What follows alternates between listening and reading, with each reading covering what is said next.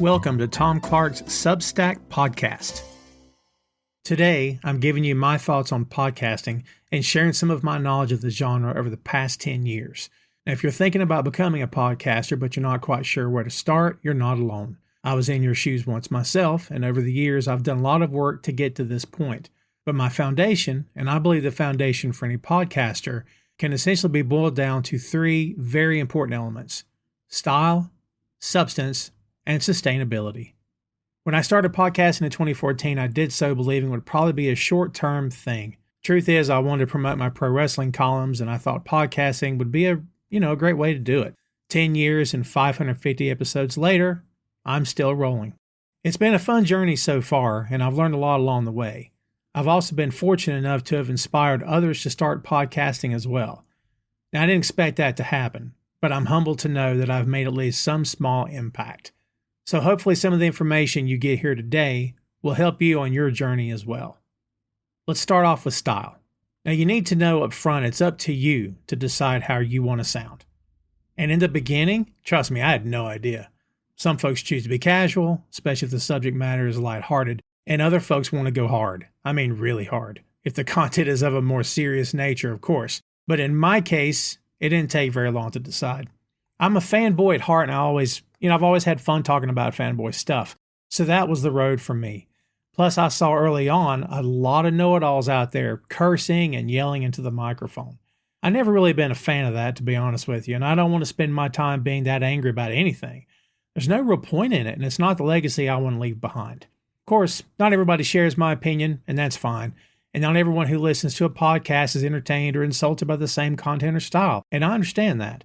With the exception of, hate speech, blatant racism, and other extreme content, this stuff is all subjective. The problem is we have the freedom to be horrible whenever we want. That doesn't make it right, of course, and we can all agree on that. But for me, podcasting is all about having fun. While I do have political views, I don't get political on my shows. I don't have a problem discussing tough topics, but I usually just cover pop culture and entertainment. I can share my opinions without bashing someone for not agreeing with me. When I speak to the audience, I'm real with them and I'm courteous. Listeners of all ages can check out my content for the most part and not have to worry about what they'll hear. Of the 3 podcasts I host, only one is labeled explicit, and that's because it's a podcast reviewing a show with adult language. Otherwise, I keep it clean. That's my choice. And look, that's not to suggest that every hard-hitting podcaster out there is doing it wrong. Not all those guys are, foul-mouthed know-it-alls making fools of themselves. Tackling the serious subjects is important, and there will always be an audience for that. Honestly, there's a lot of guys doing what I do, and none of us are saving the world by giving our opinions on Jay-Z, Spider-Man, and John Cena. But I know where my strengths are as a podcaster, and I know what I like to do. I have fun, and so do my co-hosts and my audience. But style, of course, is just the first piece of the puzzle. And that brings me to substance. Once you know how you're going to say what you want to say, what exactly are you going to say? Obviously, the substance of a podcast is tied in large part to the host's personal preferences. After all, you're not going to talk about something that doesn't interest you. If you're a music lover, you cover music. If you're a sports fan, you cover sports. You get it. But just having an interest in a subject is sometimes not enough. This was the case for me during the first 6 years of my podcasting career. From 2014 to 2020, it was all pro wrestling for me, all the time. Tom Clark's Main Event was my flagship podcast, and during that time frame, I covered wrestling events, interviewed wrestlers, and shared my love of the business. I also appeared as a guest on other pods and welcomed other hosts to my show as well. But as time went on, I found myself wanting to get into something else and start a second podcast. That's when Tom Clark's Comic Book World was born. And it was just me riffing on my favorite comics and boring myself to tears in the process. I'm laughing because the name in hindsight's not a great name. I mean, the idea was fine. It just wasn't enough. Plus, I'd been solo for the first podcast, and I actually wanted to start working with a co-host instead. So, Tom Clark's Comic Book World became Tom Clark's 6M podcast. A lot catchier, right? Instead of just comic books, I could talk about movies, music, Marvel, magazines, miniseries, and more. Hence the 6Ms. Two Nations Under Ted, a Ted Lasso podcast came in 2023, and now I have 3 shows, each one unique enough unto itself that I'm satisfied. Of course, you are listening to a 4th podcast, but that's neither here nor there. The point here is that no matter how much you may love something, ask yourself if you're prepared to talk about it every week. How about multiple times per week or multiple times per month? The topic or topics you choose may be perfect, and if so, great, but consider the possibility you may get into a rut at some point, like I did. But is podcasting about your own personal interests really enough? The answer to that depends on you. A lot of people get into podcasting with the hopes of monetizing and eventually making some real money. For them, it's not only about what they love, but about what others love too. What types of shows are successful? What do listeners want to hear? If you're one of those people, then maybe movie reviews are not for you. Maybe you want to go deeper and dive into politics, religion, or social issues. Perhaps you see yourself as not just a podcaster, but a personality wanting to make your mark and hit it big in the industry. This is the part where some pop culture podcasters may tell you that the field is so overcrowded with celebrity pods that making a real dent is virtually impossible. They may also say that the amount of time and research you'd have to commit to those types of podcasts is too much, and that in the end, you'll never get back what you put into it. But guess what? Don't listen to them. There is no one-size-fits-all solution here. There is no wise old man. You want to throw yourself into a podcast working day and night to hone your craft and stake your claim for top 10 or bust? Do it. Want to just podcast with your friends and talk about your favorite things with no expectation of making any money? Then do that. It's your choice on what you want to talk about. Don't let anybody tell you any differently. It's also up to you why you choose to talk about it. Just be sure that one day when you look back on your career, you're happy with your legacy. Did you make a ton of cash and become a media sensation and change the world? Did you make new friends, build lasting relationships, and have the best hobby ever? Did you do all of it? It's up to you. It doesn't have to be either or. It's your journey, and there are no wrong answers.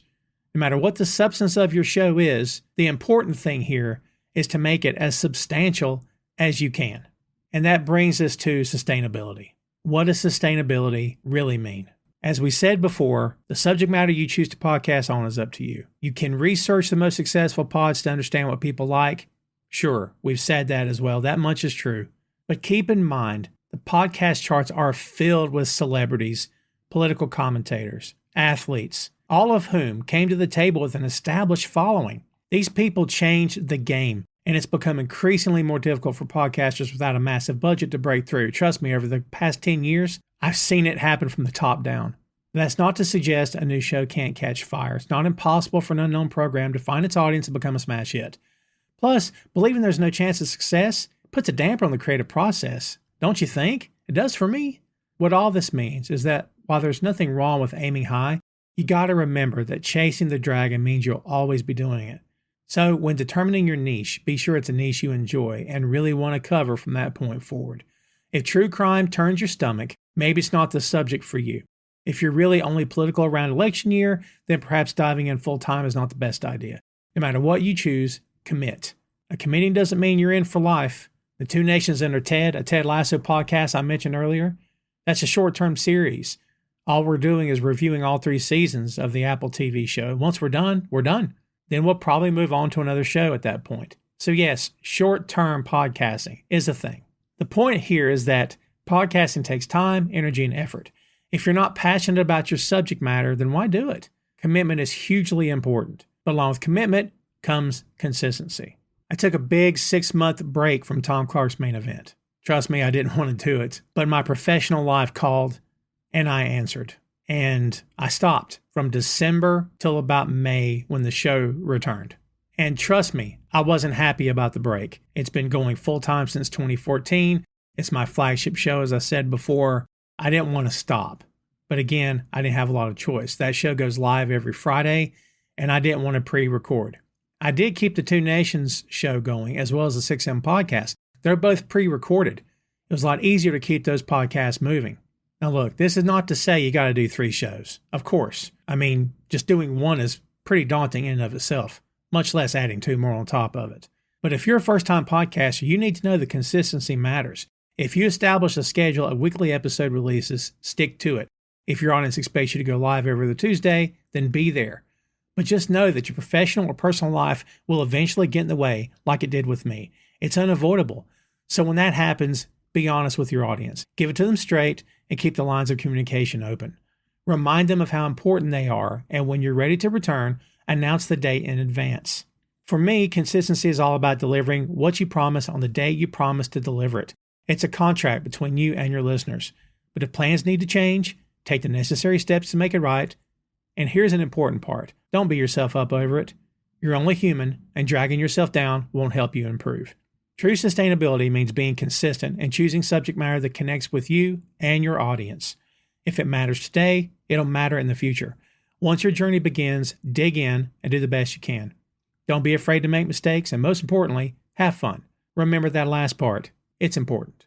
Thanks much for listening and for subscribing. You can find the complete 3-part podcasting ideology series on my Substack at tomclarkpods.substack.com. Please subscribe on the site and be sure to like and comment on today's episode. For more of my podcasts, please visit boinkstudios.com, BOINK, boinkstudios.com. Thanks much, kids. We'll see you next time.